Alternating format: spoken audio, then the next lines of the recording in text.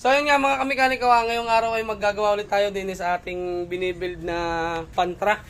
So yun, kahapon nga yun, napakita ko sa inyo yung mga nakabit natin. Pero bago tayo magsimula ulit mga kamikaniko ay pakikita ko ulit sa inyo. At para sa mga hindi nakakita. Yan. Ito yung mga natapos natin kahapon mga kamikaniko. Ito yung binibuild natin na pantra mga kamikaniko. Ito nga pala yung mga nakabit natin kahapon. Yung kanyang placer, yan, nakabit na natin.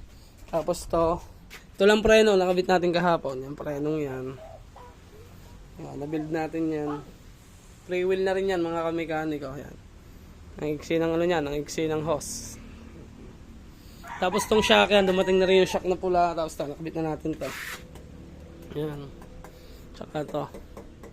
Ayan yung mga nakabit natin kahapon. Yan. Tsaka tong shock. MTR na shock. Yan, kulay pula. Tapos ito yung mga diskarte ko dito mga kamikaniko. Ayan, tulad nito. Nilagyan natin ng tornilyo para hindi nagalaw. Matigas siya. Ito yung mga sakit ng export eh. Yan. Kasi itong stainless convert lang natin ng konti. Stainless na tapaludo. Yan.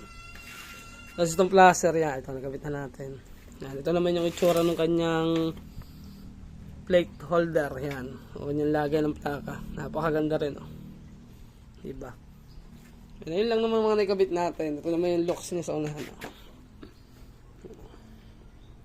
Alright, napakaganda.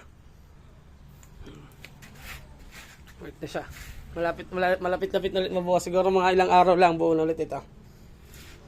So yan paano, di mga kamikaniko, update ko na lang ulit kay mamaya at magkakabit lang tayo kung ano man dapat natin may kabit din eh. At yun, update lang. Kailangan naman talaga yung aking paggagawa pag tayo nagre-restore at nagbubuo. Para mabilis mga kamikaniko sa vlog.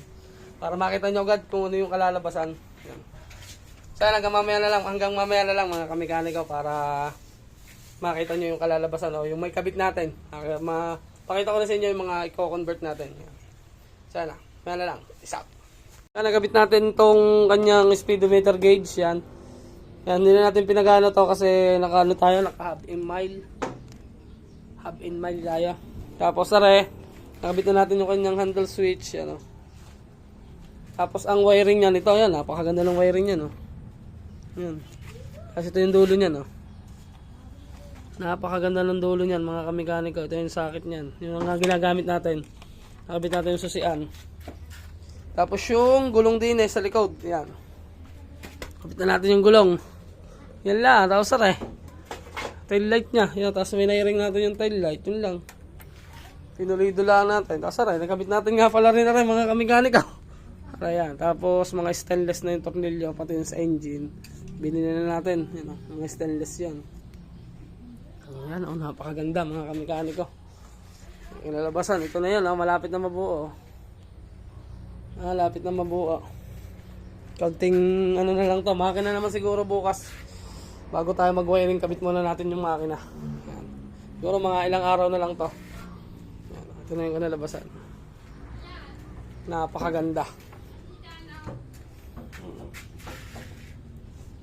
Mga kamikaniko, hindi hanggang din nila lang ulit ang ating video. At bukas tayo ay siguro makina. O naman basta.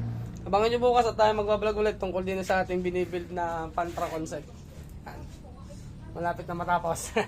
So yan, hanggang dito na lang ulit mga kamikaniko. Peace out.